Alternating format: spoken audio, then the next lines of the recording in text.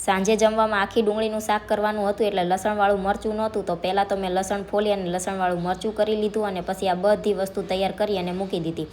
ડુંગળીને તળવાની હતી એટલે તેલ ગરમ થઈ જાય ત્યાં સુધી થોડીક વાઈટ જોઈએ અને પછી તેલ ગરમ થઈ ગયું એટલે ડુંગળી બ્રાઉન થાય ત્યાં સુધી એને તળાવવા દીધી.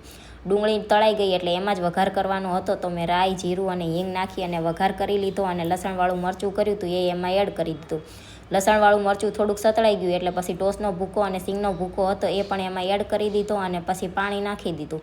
પાણી થોડું ગરમ થાય ત્યાં સુધી રાહ જોઈ અને પાણી ગરમ થઈ ગયું એટલે જે તળેલી ડુંગળી હતી એ એમાં એડ કરી દીધી અને ડુંગળી એડ કર્યા પછીના બાકીના જે મસાલા રહી ગયા હતા એ મીઠું, મરચું, હળદર, ધાણા, જીરું એ બધા મસાલા એડ કરી દીધા અને ટેસ્ટમાં બેલેન્સ રહે એટલા માટે થોડીક ખાંડ એડ કરી દીધી અને હારવાર થોડીક દ્રાક્ષ પણ નાખી દીધી.